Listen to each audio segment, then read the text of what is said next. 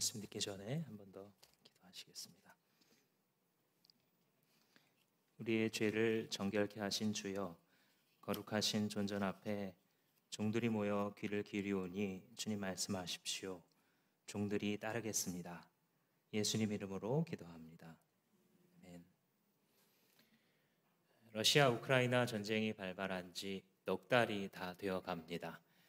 러시아가 우세해지기 시작했다, 여러 가지 소식들이 들려오고 지금까지도 많은 참상이 있었지만 전쟁을 겪었던 우리나라의 입장으로 생각해 보면 지금은 우리가 기도해 줄 때가 아닌가 이런 생각이 듭니다. 그 땅에 있는 많은 참상과 또 이 죽음이 지나갈 수 있도록, 주님의 복음이 들어갈 수 있도록 기도해 주시기 바랍니다.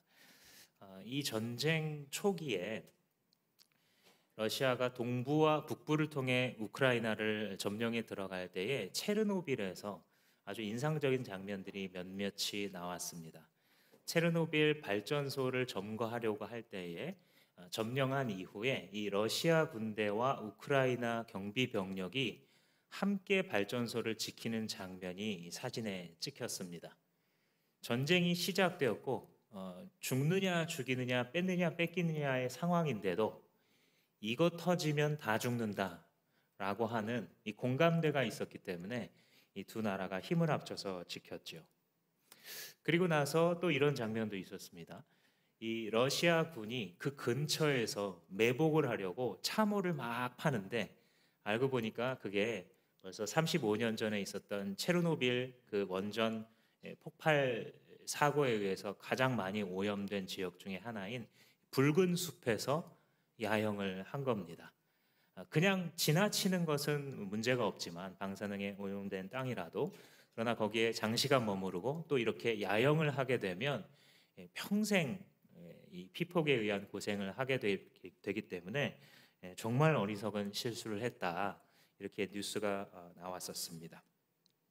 우리가 잘 아는 것처럼 이 체르노빌 지역은 1980년대 폭발 사고가 일어나서 거의 영구 폐쇄되다시피 했고, 푸르러야 될 나무들이 이 피폭으로 인해서 빨간색을 보여주는 그런 숲이기 때문에 이것을 붉은 숲이다라고 부르고, 여기서 나오는 시간당 방사선량이 세계 정상적인 지역과 비교하면 수백 배를 넘어서 5천 배까지도 나오는 지역이라고 하죠. 그러니까 이 군인들이 아마도 심각한 방사선 피폭을 받았을 걸로 전문가들이 지금 보고 있습니다. 당장 죽거나 어떤 일이 일어나진 않았지만 이 내상이 수십 년에 걸쳐서 나오는 거죠. 이 체르노빌을 지키고 있던 러시아군은 결국은 통제권을 넘기고 그냥 철수하는 결정을 합니다. 그게 그만큼 위험한 지역이기 때문에.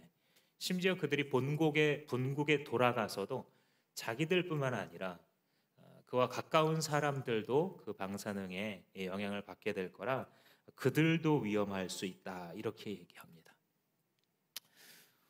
우리가 그런가 보다, 그들이 그렇게 말하니까 그런가 보다 하지, 일반인들의 눈으로 보기에는 방사능 피폭이라는 게 뭔지 느낄 수도 없고 볼 수도 없습니다. 그냥 보통의 눈으로 쳐다볼 때에는 전혀 그런 게 보이지도 않고 당장 사람이 아프거나 한 것도 아니어서 수십 년을 지나면서 망가지고 죽어가는 과정을 겪기 때문에 어떤 의미에서는 보이지 않기에 더 무서운 것 같습니다. 우리가 살아가면서 가장 무서운 것들은 보이질 않습니다. 눈에 당장 경고등이 켜지면 조심하고 브레이크를 밟을 텐데 눈에 보이지 않기 때문에 계속해서 죽음의 골짜기를 달려가는 것이죠. 우리가 살아가면서 맞닥뜨릴 수 있는 가장 무섭고 오래 끼치는 악한 영향력은 무엇일까? 그것은 죽음의 영향력이라고 성경은 이야기합니다. 죽음의 기운. 눈에 보이지 않고 당장 나를 어떻게 하지는 않지만 오랜 시간에 걸쳐 나를 망가뜨리고 내 삶과 내 가정을 망가뜨리는 그 죽음의 기운이 인류사에 있어서 가장 크고 오래가는 가장 두려운 영향력이다 라고 성경은 가르쳐 주고 있습니다. 오늘 우리가 읽은 이 민수기 19장도 죽음을 대하는 자세를 보여줍니다. 하나님의 백성들에게 죽음을 어떤 모습으로 대해야 될지에 대해서 한 가지 측면에 대해서 아주 명확하게 가르쳐주는 장면이죠. 11절 말씀해 보시면 어느 누구의 죽음이든 사람의 죽음에 몸이 닿은 사람은 이래 동안, 그러니까 일주일 동안 부정하다라는 말씀을 해주십니다. 그래서 쉽게 말하자면 시체를 만진 거죠. 시체에 몸이 부닥친 겁니다. 그렇게 되면 부정해지기 때문에 1년의 절차를 거쳐서 정결케 되는 방식을 택해야 된다라고 말합니다. 심지어 그 사람이 집안에서 죽으면 문제가 더 커집니다. 14절 말씀에 다음은 장막에서 사람이 죽을 때에 지켜야 할 법이다. 그 장막 안에 들어가는 사람이나 장막 안에 있는 사람은 모두 이래 동안 부정하고 어떤 그릇이든지 뚜껑을 열어놓고 덮지 않은 그릇도 부정하게 된다. 그러니까 바깥에서 시체를 접하게 되면 그 사람이 부정한데 집 안에서 사람이 죽으면 집안 모든 사람과 물건과 집안 전체가 부정하게 된다. 뚜껑을 열어놓은 그릇조차도 마치 방사능 피폭이 들어오는 것처럼 여기도 영향이 갔으니 이것도 정결하게 해야 된다. 주님께서 가르치세요. 그래서 이 모든 것들이 죄의 피해, 죽음의 기운의 피해를 받았으니 여기서부터 정결하게 회복되어야 된다라는 것을 주님이 지금 가르치는 중입니다. 왜 이렇게 세밀하게 말씀하고 계시냐면 그만큼 죽음이라는 것이 가장 높은 단계의 부정이라는 것입니다. 작은 단계의 부정은 옷에 때가 묻는다든지, 그죠? 지저분한 어떤 물질을 만진다든지 이런 부정도 있는데 그 중에서 가장 부정한, 가장 높은 단계의 부정은 바로 죽음과 함께 사는 것입니다. 죽음의 기운에 쌓여서 그대로 살아가는 것입니다. 그래서 주님께서는 지금 여기서 얘기한 복잡한 절차를 거쳐서 회복되도록 하십니다. 왜 이렇게 하셨을까? 일주일 동안 거의 격리되다시피 하고 3일째에 어떻게 하고 7일째에 어떻게 하고 마지막에 어떻게 하고 왜 하나님께서 이렇게 세밀하게 하실까? 물론 현대의 눈으로 보면 보건적인 유익이 있죠. 영안실에 갔다 들어오면 손을 꼭 씻게 하잖아요. 소독을 하게 하는데 사체에 남아 있을지 모르는 그의 죽음을 영향을 줬을지 모르는 어떤 병균으로부터 보호하는 이런 측면도 물론 전능하신 하나님이니까 있을 수 있겠습니다. 율법에 종종 이런 점이 있죠. 알고 보면 의료적인 건강에 관한 혜택이 있는 율법 구절들이 있어요. 그러나 메인은 아니에요. 그게 중심은 아니라고요. 중심은 뭐냐면 영적 상징입니다. 죽음이라는 것이 무엇인가? 인간에게 있어서 죽음은 어떻게 시작되었는가? 죽음은 우리 가운데 지금 어떻게 역사하고 있는가? 그 죽음과 손잡고 살아가게 되면 어떤 결말을 맞게 되는가? 그게 중요한 거예요. 죄의 삭은 사망이요, 로마서가 가르치는 것처럼 죽음, 지금 이들이 만졌던 그 죽음은 결국은 그 뿌리를 타고 올라가면 죄라는 것에 있었다는 것이죠. 하나님의 공동체는 이 죄와 죽음에 대해서 아무렇지도 않은 것처럼 심상하게 여기고 살아가면 안 된다. 이게 하나님이 전해주고 싶은 메시지예요. 죽음의 기운과 그 죽음을 불러오는 죄라는 뿌리에 대해서 심상한 것처럼 아무렇지도 않은 것처럼 여기고 살아가면 안 된다. 그 죽음의 기운이 어디에서 뿜어져 나오기 시작하는지, 그 죄의 덫이 어떻게 너를 노리고 있는지에 대하여 예민해야 된다. 그것으로부터 구별되어야 되고 회복되어야 너가 살아난다. 주님께서 가르쳐 주십니다. 따지고 보면 하나님의 공동체는요, 하나님의 임재하심이 있는 곳이거든요. 우리가 이렇게 예배하고 있을 때 하나님은 우리 중에 함께 하신다고 약속하셨어요. 눈에 보이지 않는 하나님이시만 지금 이곳에 계신 거예요, 안 계신 거예요? 계신 거예요. 그분이 여러분을 지금 보고 계신 거예요, 안 보고 계신 거예요? 보고 계신 거예요. 그분이 지금 여러분들이 짧게 드리는 찬송과 기도를 들으셨어요, 안 들으셨어요? 들으셨다는 거예요. 그게 성경의 가르침이에요. 그게 영적인 현실입니다. 그래서 하나님의 백성의 공동체가 하나님의 백성일 수 있는 이유가 하나님이 거기에 계시기 때문에. 그런데 이 하나님의 임재는 무엇과 상극이냐면 죄와 상극이어서 둘이 다 한 곳에 공존할 수 없어요. 죄와 하나님은 양립하지 않습니다. 둘 중에 하나가 제거되어야 돼요. 그냥 죄를 계속 고집할 것 같으면요, 하나님이 떠나십니다. 하나님을 고집하게 되면 죄가 제거되어야 되는, 이게 하나님 백성의 삶이에요. 우리의 삶의 원리입니다. 내 삶에 하나님을 원하면 어떻게 해야 된다고요? 내 삶에 또아리를 틀고 있는 그 죄를 제거해야 된다고요. 그러면 뭐가 살아난다고요? 하나님의 임재가 살아난다고요. 하나님의 임재가 만약 내가 죄를 고집했기 때문에 하나님의 임재가 떠나게 되면 어떤 현상이 나타나냐면 첫 번째로 평안이 없어집니다. 마음이 평안하지 않아요. 아까 우리 세례자도 간증을 해주셨지만 하나님이 임재해 주시는 아주 중요한 증표가 바로 평안입니다. 또 승리가 사라져요. 우리의 삶에서 계속 지는 겁니다. 여리고성과 이 이스라엘이 싸울 때에 고고학적으로 볼 때도 여리고성은 굉장히 견고한 요새거든요. 근데 이게 13바퀴 돌았다가 무너질 성이 아닌데 그렇게 그냥 쉽게 이겨요. 좋은 의미에서 어이없게 이겨요. 근데 그보다 한 10분지 1이나 될까 하는 작은 아이성한테는 그야말로 어이없이 지죠. 차이가 뭡니까? 하나님의 임재. 하나님의 임재가 있으면 어이없이 약한 내가 이렇게 강한 것을 이기고 지나가고요.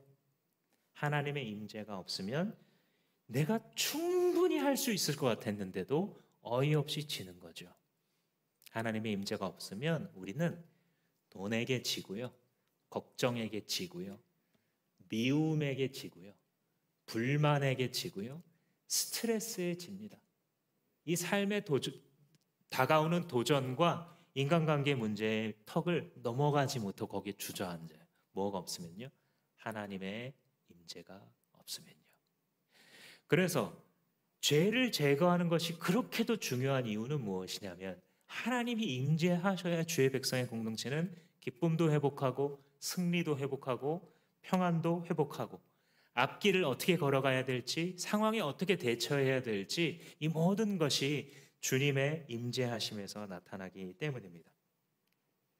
사실 그렇죠. 우리도 특히 앞길이 되게 막막해졌을 때 이 두려움이 확 엄습할 때가 있습니다. 이건 진짜 답이 없네. 어떻게 해야 되지? 이 다음 스텝을 어떻게 해야 되지? 이런 순간을 여기 청년들도 있지만 청년들도 눈앞이 캄캄할 때가 있죠. 그죠? 저처럼 대학에 떨어지기라도 하면 인생이 그냥 끝난 것 같아요. 입사 시험에 실패하고 나면 이거 어떻게 해야 되지? 나를 원하는 곳이, 회사는 세상에 없구나, 이런 생각도 막 들고요.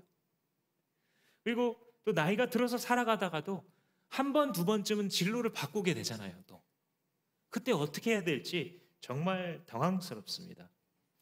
그래서 결국 하나님의 백성들은 어떤 표징이 나타나냐면 결국 돌아와요. 어디로요?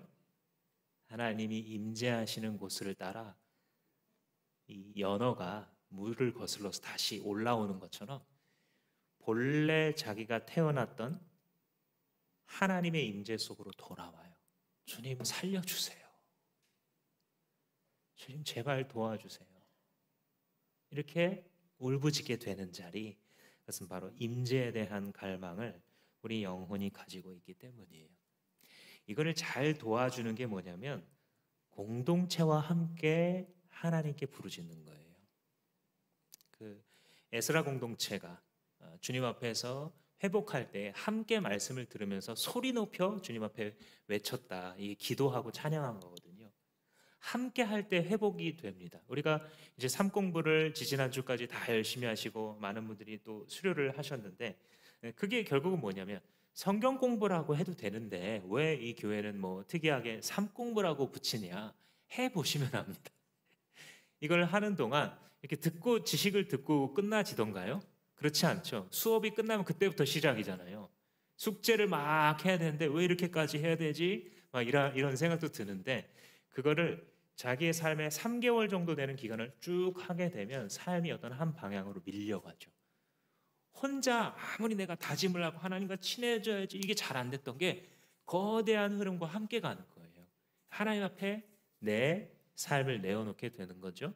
또 우리가 삶 공부가 끝나고 나면 수요 기도의 시즌이 시작되잖아요. 여름 겨울로.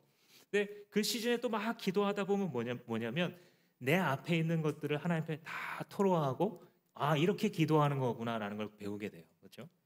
특히 이번 여름 학기에는 좀 개인 기도 시간을 드리려고 그래요. 수요 기도회를 하는 중에 살아가다가 여러분 언제 한 10분, 20분 하나님께 집중해서 기도해 보신 적이 언제입니까? 그 훈련으로 받는 것을 좀 제외하자면 사실 내가 잘 살려면 기도해야 되거든요. 여러분 잘 사시려면 기도하셔야 돼요.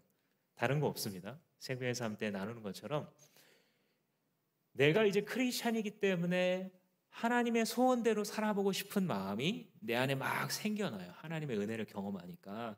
근데 어떻게 하나님이 원하신 대로 살 수 있는가 생각해 보면 하나님의 음성을 들어야 되는 거예요. 그죠? 그래 하나님 원하시는 게 뭔지 알고 순간순간마다 따라갈 거 아니에요. 그러니까 하나님의 음성을 들어야 되는데 대다수의 신자들이 하나님의 음성을 언제 듣냐면 기도하면서 들어요. 기도하고 있는데 한참 기도했는데 기도의 내용이 바뀌어 있어요. 기도 끝날 때쯤에. 이게 하나님이 터치하신 거거든요. 처음에 그냥 우연인가 했는데 계속 경험합니다. 아, 하나님이 내 기도를 들으시고 자신의 음성으로 말씀해 주신 거구나. 이걸 이제 그런 때 깨닫는 거예요. 그래서 이런 시간들이 참 중요하고, 어쩔 때 저는 이런 생각합니다. 저도 이제 목장 모임, 모든 모임 이런 것들을 이제 하니까 하다 보면 이 인도자들이 막 좀 불안함이 있어요. 아, 이거 잘 정리해야 되는데 이게 이 목자 목녀들이 늘 가지고 있는 그 긴장입니다. 오늘 모임이 좀 잘 돼야 되는, 나눔도 잘 돼야 되는데, 뭐 이런 또 시간에도 맞아야 되는데 이런 게 이제 많은 수고를 하거든요. 저도 목장 모임을 하면 대부분 제가 인도를 하게 되기 때문에 그런 불안이 없을 것 같지만 있습니다. 많이 있습니다. 많이 있고요. 그러다 보면 마지막에 제 거를 좀 짧게 나누게 될 때가 좀 많아요. 근데 그렇게 짧게 나눠도요. 이상하다. 지난주에 내가 이렇게 나눴었는데 일주일 지나고 보니까 그 나눈 게 이루어졌어요. 그때 신기하다고 느끼고요. 어떤 때는 지난주에 나눈 거를 이번 주에도 똑같이 나누게 되네. 아, 이거 참 한심하다. 기도해야겠다. 이런 생각이 그때 또 들어요. 그래서 이게 몇 달씩 몇 년씩 가면서 나중에 뒤돌아 생각해 보면, 아, 내가 그때 입 밖으로 낸 이 말이 땅에 떨어지지가 않는구나. 내가 입 밖으로 이 모임 중에 하나님을 사랑하려고 하는, 말씀대로 살아보겠다고 하는 사람들이잖아요. 목장 식구들이. 별거 아닌 것 같은데 거기서 발언한 것들을 하나님께서 받으시는구나. 이게 일종의 기도구나라는 걸 깨달았어요. 그래서 그림이 탁 떠오르는데 뭐냐면 이렇게 이제 한 6, 7명이 모여서 나누고 있잖아요. 어쩔 땐 애들까지 있어서 거기다가 내가 발언을 하는데 하나님이 그 가운데 거닐고 계시는 것 같은 이런 느낌을 받아요. 이게 언제의 그림이에요? 에덴 동산의 그림이잖아요. 에덴 동산에서 하나님께서 거닐으세요. 그러면서 타락하기 전 아담과 하와가 하나님의 임재를 완전히 체험하고 또 하나님과 소통하고 사랑과 경배를 주고받은 거예요. 그게 바로 하나님과의 교제죠. 그래서 이 측면에서 구속사적인 관점으로 성경 전체를 보자면 구속사라는 건 구원의 역사입니다. 하나님께서 어떻게 택하신 인류들을 구원하시는가. 그 관점에서 보자면 성경 전체가 요걸 회복하는 거예요. 하나님의 역사가. 에덴 동산에서 끊겨져 버린 하나님의 임재와 그 하나님과 교제하는 인간들의 신인 관계를 회복하는 것. 그게 구속사적인 성경의 이야기예요. 요약이죠. 코이노니아라고 부르죠. 잃어버렸던 하나님과의 코이노니아, 교제를 다시 회복하는 겁니다. 생각해 보시면 이 선악과 사건이라는 것이 이거를 따먹으면서 하나님과의 소통이 끊어지는 거예요. 그 전에는 하나님께서 아담을 사랑하시고 갈빗대를 취해서 또 부부를 만드시기도 하고 첫 부부이기도 하고요. 첫 사회이기도 하거든요. 그 모습이. 그래서 사회를 어떻게 이루어야 될지, 가정을 어떻게 이루어야 될지를 주님께서 보여주시고 주님과 소통하기 때문에 완벽한 아름다움이 거기 존재해요. 완전한 사회라는 것은 물론 정치도 해야 되겠지만 그렇게 한다고 완성되는 것은 아니에요. 하나님의 뜻과 통치 안에 싹 들어왔을 때 가정도 사회도 국가도 완전함을 가지게 될 수 있는 거죠. 근데 그러면서 그들이 누렸던 게 하나님은 말씀하시고 그들은 하나님 말씀 듣기를 좋아하고 아담아 가서 네가 동물들 이름 지어봐 하면 짓기도 하고 하나님이 원하시는 일을 할 때 마음이 충만하고 기쁨이 있었고 이 가정과 사회도 행복하고 아름다운 거죠. 이게 진짜 복된 상태거든요. 근데 이 선악과의 길은 어떤 길이냐면 하나님과의 교제를 끊는 길이에요. 그래서 하나님이 너 이렇게 하면은 정령 죽어 했는데도 아니야 다른 가능성도 있어 라고 하는 이 마귀의 이야기를 들은 다음부터는 어떤 현상이 벌어지냐면 하나님이 오면 싫어요. 아담과 하와가 부담이 돼요. 하나님이. 그래서 나무 뒤에 숨어버리잖아요. 여러분도 이거 아마 경험하신 적이 있는 분들이 있을 겁니다. 저도 그렇더라고요. 하나님으로부터 멀리 좀 떨어져서 이 마음속이 막 변질돼 있을 때는요. 하나님이 부담스러워요. 뭔지 아시겠어요? 여기서 조금만 더 잘못했다가는 하나님과 너무 가까워지면 자꾸 뭘 막 시키실 것 같고 막 내 걸 다 포기해야 될 것 같고 내가 좀 이거 세상 재밌는 거 좀 더 하고 싶은데 그거 막 못하게 할 것 같고 나는 지금 여기서 돈을 확 벌어버리고 싶은데 하나님께 너무 가까이 가면 너무 깨끗한 물에 물고기가 살 수 없어 막 이러면서 적당한 하나님과의 이 영적 거리두기를 참 사모하면서 살아가요. 하나님께서 가까이 들어오시려고 하면 또 숨어요. 그죠? 안 나가버려요 그냥. 근데 그 마음이 어디서 비롯되냐면 죽음의 선택에서 비롯되는 거예요. 그 영적 본질을 잘 알고 계셔야 돼요. 그래야 싸울 수 있어요. 그 마음과. 하나님과 가까워지는 것을 부담스러워하는 마음은 타락 전에 아담이 가진 마음이 아니라 타락 이후에 아담이 가진 마음이구나. 주님, 나를 쳐서 복종케 하소서. 내가 주님께 가까이 가는 것을 왜 부담스러워하겠습니까? 가인이 아벨을 죽이잖아요. 아담의 아들들이 둘 있는 아들이 서로 싸우다가 첫째가 둘째를 죽이는 사건. 가만히 보시면 아벨은 하나님과의 소통이 살아있어요. 아직 하나님께 제사하면 하나님께서 받아주시는 가인은 아니에요. 근데 누가 누구를 핍박해요? 하나님과의 소통이 끊어진 자가 하나님과 소통하고 있는 자를 핍박하죠. 예수를 제대로 믿어보고자 하면 이런 현상이 생깁니다. 이상하게 생각하지 마세요. 그런 핍박을 받을 때 너희의 상이 크다. 너희는 기뻐하고 즐거워하라. 예수님이 산상수훈에서 말씀하셨잖아요.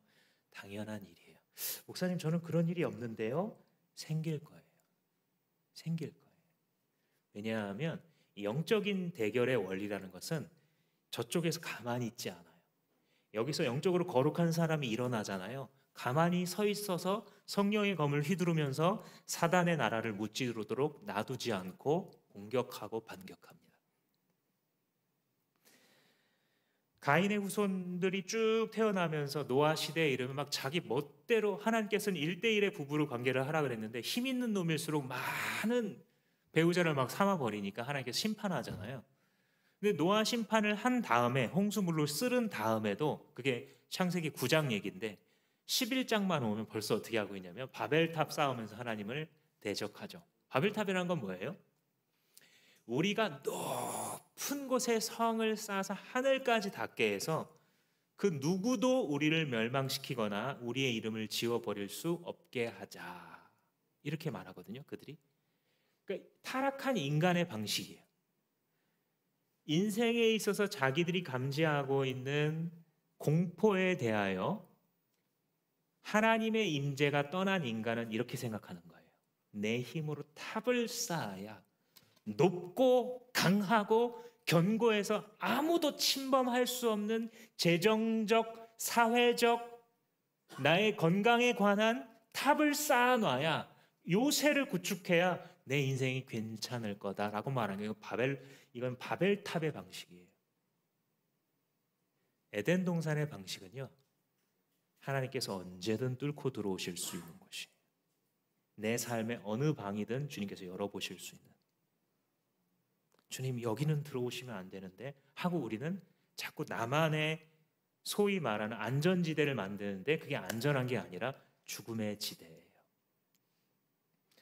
그래서 주님께서는 결국은 할 수 없으니까 은혜를 주셔서 아브라함이라는 사람을 불러서 그 가정을 통해서 언약의 자손들이 태어나게 하는 길을 주님께서 선택하셨죠.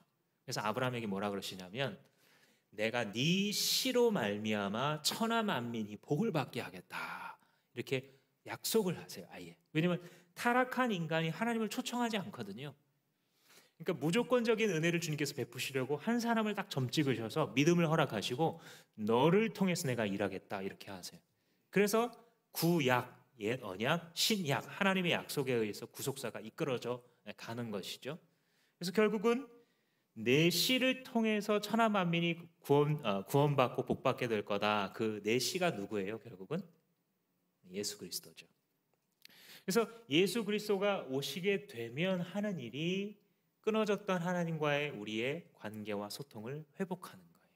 다시 하나님께서 우리 가운데 거니실 수 있도록. 그 전까지는 어떻게 하냐? 연습하는 거예요. 그래서 율법에서 제사에 관련된 법, 오늘 본문과 같이 정결에 관련된 법을 쭉 얘기하는 이유는 뭐냐면, 진짜이신 예수님께서 완성하기 전까지 연습하는 거예요. 뭐를요? 하나님의 임재를 연습하는 거예요. 뭐를요? 하나님과 소통하고 내 안에 있는 죄를 제거하고 부정을 제거해서 그가 거니실 수 있도록 하는 것을 회복하는 걸 연습하도록 하시는 겁니다. 그래서 이 12절에도 보시면 사흘째 되는 날과 일회째 되는 날 붉은 암송아지를 불사른 재를 탄물로 스스로 정결하게 해야 된다. 좀 이상한 말로 들으실 수 있어요. 이 민수기를 계속 읽어보시면 이게 좀 더 이해가 되실 텐데, 이 앞장에 보면 제사장들이 암송아지 한 마리, 흠없는 암송아지 한 마리를 불태워서 제사합니다. 그 의미가 뭐냐면, 아직 멍에를 매지 않은 암송아지는 어리기 때문에 여기저기 뭐 상처가 났거나 뭐 일하다가 생긴 굳은 살 이런 게 없어요. 한마디로 흠없이 완전한 것으로 하나님께 드립니다, 이런 뜻이에요. 그래서 그 암송아지를 가지고 제사장 스스로를 정결케 하고 공동체를 정결케 하거든요. 그런데 그렇게 태운 다음에 죄를 버리지 않고 남겨놓는 거예요. 그리고서 오늘의 본문에 나타나는 정결수라고 부를 수 있어요. 정결하게 하는 물이니까. 정결수를 만드는 재료로 이 암송아지 재를 사용하는 것을 볼 수 있습니다. 17절 말씀해 보시면, 그렇게 부정하게 되었을 때에는 붉은 암송아지를 불사른 재를 그릇에 떠다가 생수를 부어서 만드는 것이다. 정결수를 이렇게 만드는 거예요. 18절에 보시면 우슬초로 찍어서 사람들에게 뿌린다. 이 우슬초는 이제 한국식 식물이고, 팔레스타인식으로는 마요람이라는 식물이 잔털이 많아서 이렇게 찍었을 때 물을 머금는 거예요. 그래서 이걸로 이제 뿌리는데, 다윗도 우슬초로 나를 정결케 하소서, 이런 시를 지었잖아요. 여기서 온 거죠. 물이나 피를 찍어서 정결하게 해야 되는 대상에게 뿌리는 거죠. 그래서 여기서부터 성경에 물로 씻어서 정결케 하는 개념이 나오게 됩니다. 원래 이제 사실 여기까지 읽었을 때 성경을 좀 이렇게 몇 번 읽어보신 분은 의문이 생기실 거예요. 아니 목사님, 근데 원래 죽음을 만질 때 정결케 되는 거 제사로 하지 않습니까? 이렇게 만약에 말씀하신다면 성경을 열심히 읽은 분인데, 레위기 5장에 나와요. 죽음을 원래 시체를 만졌을 때는요, 동물 제사를 드려서 정결하게 되는 방법을 이미 주셨어요. 그런데 민수기 19장에서 이것을 또 주시는 이유가 있어요. 다른 방식이고요. 그리고 그 당시의 상황이 그랬어요. 지난주에 여러분들과 나눴던 말씀이, 고라의 무리가 반역을 했기 때문에 한꺼번에 죽게 되잖아요. 250명이 불이 나와서 죽고, 또 나중에는 왜 이들을 죽였습니까 하면서 반역하는 백성들이 생기니까 그들도 연병에 의해서 죽은 사람이 14,700명이었다. 이렇게 이제 기록하고 있잖아요.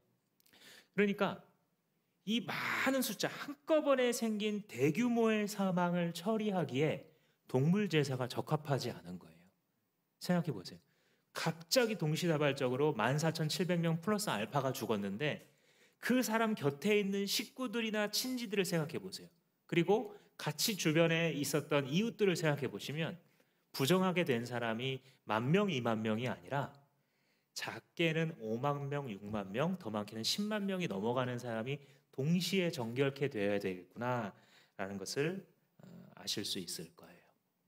그래서 주님께서는 신속하게 단번에 부정을 제거할 수 있는 길을 또 하나 열어주시는 거예요. 여기서 여러분 뭐가 생각나세요?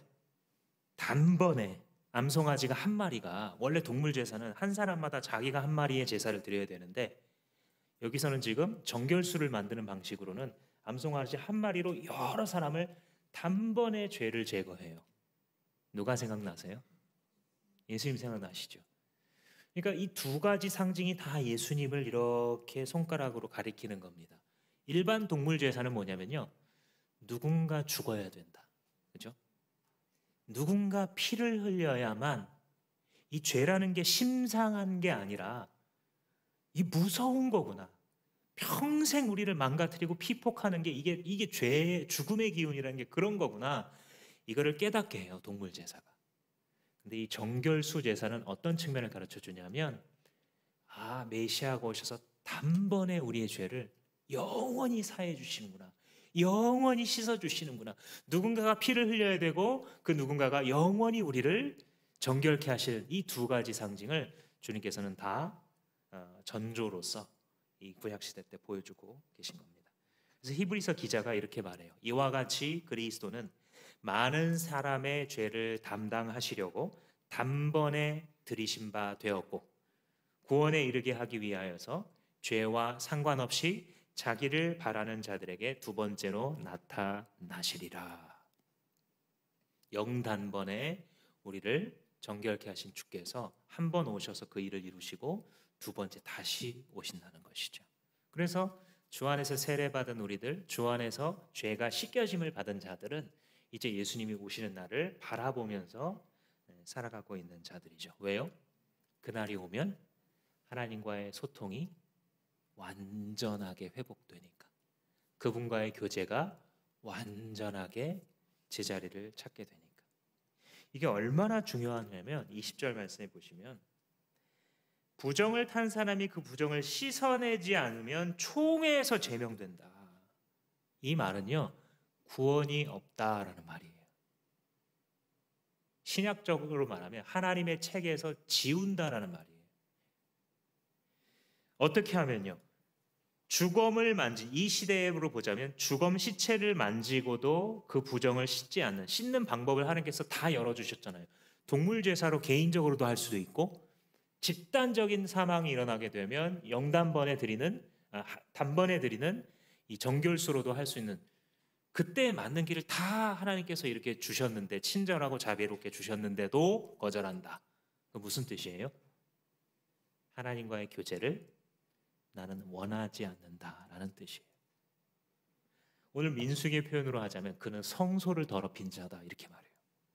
아니, 내가 언제, 내 부정한 거는 내 거지, 내가 부정하고 정결하고 말고지 하나님의 성소가 왜 나 때문에 더럽혀져요? 나는 제사장도 아니고 성소에 들어간 적도 없는데. 그렇다는 거예요. 주님, 네가 죽음의 기운이 역사하고 있는 그것을 씻어내지 않으면서 하나님의 공동체라는 곳에 들어와 있으면 너는 하나님을 모독한 거다, 이렇게 보시는 거예요. 구약 백성들과 신약 백성은 물론 차이가 있어요. 죄를 씻지 않고도 이 자리에 나오실 수가 있습니다. 그렇다고 해서 하나님께서 당장 천벌을 내리시거나 하시지는 않는 것 같아요. 대부분의 경우에는. 이 자리에 나와 있을 때 구약 백성들은 죄를 일부러 제거하지 않고 가만히 앉아 있으면 하나님께서 바로 벌하시지만, 우리의 경우에는 우리 안에 성령께서 이미 내주하셔요. 그래서 이렇게 예배 시간에 함께 기도회로 모였던 시간에 함께 찬양하는 시간에 주님이 빛을 비춰서 보여주세요. 너 그 죄의 오염을 괜찮은 것처럼 두고 살지 말아라. 여러분, 현대 그리스도인들 중에 얼마나 많은 사람들이 정말 하나님의 말씀대로 죄에 민감한 삶을 살아간다고 생각하십니까? 여러분, 오늘날에 얼마나 많은 교회가 이 자리에 앉아있는 청중들에게 당신의 죄를 돌아보라고 말할 것 같습니까? 하나님께서 물론 우리를 위로하시고 우리에게 평안을 주시고 우리를 사랑하시는 게 맞아요. 그런데 그러한 하나님의 임재는 언제 임한다고요? 죄가 제거되었을 때에. 주님을 버리고 살아가던 더러운 정진명이의 인생에 예수 그리스도 앞에 자복하고 통회하고 그분을 인생의 구주로 모셨을 때에 가장 큰 죄가 제거되어서 그분이 임재하신 거예요. 그런데 제가 살아가다가 또 죄를 지어보세요. 그럼 어떻게 해야 돼요? 빨리 그 죄를 제거하는 거예요. 주님, 제가 이렇게 살았습니다. 주님과 멀리하면서 살았습니다. 주님, 나를 용서하시고 회복해 하소서. 제가 어렸을 때 개가 쥐약을 먹고 그걸 토해내려고 하는 장면을 본 적이 있어요. 잊지 못합니다. 작은 이 벽 2개가 있었는데 그 벽 틈으로 얘가 들어가서 자기 몸이, 작은 몸이 들어갈까 말까 하는, 거기다 자기를 낑겨 놓고 캑캑 하면서 이걸 토해내려고 하는 장면과 그 소리, 깽 하는 그 소리를 지금도 못 잊어요. 초등학교 때 들었는데 왜 그러겠어요? 그 개가? 왜 그걸 토해내야 돼요? 걔가? 살려고. 그 독이 여기 들어가서 시간을 조금만 보내면 다 망가져서 죽으니까 살려고 토해내는 거예요. 우리가 주님 앞에 나왔을 때에 민수기 19장이 가르쳐주는 것은 무엇이냐면, 진명아 토해내라. 그 죄의 오염이 아무것도 아닌 것처럼, 지금 당장 네 직장이 망하지 않고 네 건강이 망가지지 않는다고 해서 괜찮은 게 아니야. 너는 죄에 피폭당하고 있어. 토해내야 돼. 주님께서 외치시는 주님의 그 절절한 심정이 이 복잡해 보이는 절차를 만드신 하나님의 음성에서 느껴지셔야 됩니다. 왜 이렇게 복잡한가요, 주님? 왜 이렇게 세밀하게 하셨나요, 주님? 왜 이렇게 주님은 여기에 관심이 많으신가요? 왜요? 살라고. 그 죄를 토해내고 그 오염을 제거하고 살라고 주님께서 우리에게 그것에 관심을 기울이게 하시는 것입니다. 사랑하는 성도 여러분, 우리의 모든 멸망과 죽음은 이 죄의 오염에서 비롯된 것임을 믿으십니까? 당신의 그 가장 큰 죄는 오직 십자가 지신 예수님이 해결해 주신 것을 믿으십니까? 그렇다고 한다면 지금 오늘이라는 삶을 살아갈 때에도 마찬가지로 예수 그리스도께 나를 토로하고 죄를 토해내야 된다는 사실도 인정하십니까? 아멘이십니까? 하나님께서 우리를 회복하셔서 하나님과의 교제가 다시 회복되게 하시려고 우리에게 지금 은혜를 베풀고 이 말씀을 해주시고 계신 것입니다. 마치 단번에 한 몸을 가지고 많은 사람을 정결케 했던 송아지처럼 예수 그리스도께서 우리 앞에 서셔서 자신의 몸을 들여 영원하고 단번에 드리면 모든 것이 해결되는 주님의 십자가 제사를 올려드리셨기에 우리가 이 자리에 앉아 있는 것입니다. 이 시간 잠시 한번 기도할 때에 주께서 내게 생각나게 하시는 오염이 무엇인지 한번 생각해 보십시오. 눈에 두드러지는 죄일 수도 있지만 내 삶에 계속 영향을 주고 있는, 가면을 쓰고 있는 죽음의 기운도 있을 것입니다.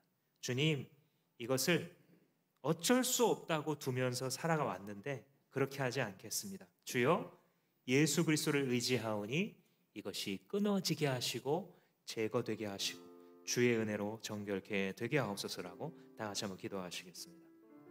거룩하신 아버지 하나님, 우리는 죄인입니다. 주님의 복음을 만나고 보니 생각했던 것보다 더 큰 죄인임을 깨닫습니다. 주여, 우리가 무엇이간데 그런 우리들을 사랑해 주시고 자비를 베풀어 주시며 예수 그리스도의 피값으로 주고 사셨습니까? 하나님, 이 복음 외에 우리에게 무엇이 필요합니까? 우리를 깨끗게 하시고 정결케 하신 주님의 공로를 영원히 찬송하며 영원히 높이고 영원히 간증하며 살아가겠습니다. 주여, 구하오니 또한 우리들 가운데에 하나님 들어와 있는 죄의 오염들과 하나님 그 모든 더러움들을 그대로 두지 않게 하여 주시옵소서. 예수 그리스도를 의지하여 끊어내게 하여 주시옵소서. 죄의 습관이 성령의 불로 태워지게 하여 주시옵소서. 주님과의 온전한 코이노니아가 회복되게 하여 주시옵소서. 우리 안에서 거니시는 하나님을 체험하고 살아가는 우리가 되게 하시옵소서. 우리 가정이 되게 하시옵소서. 우리의 목장과 교회가 되게 하여 주시옵소서. 우리를 구원하신 주님의 은혜가 아직 스스로 죄를 회개하지 못하는 아버지, 우리 주변의 사람들에게, 친구들과 친지들에게, 또한 이웃들과 동료들에게 전해지게 하여 주시옵소서. 감사와 영광을 올려드리며 예수님의 이름으로 기도합니다. 아멘.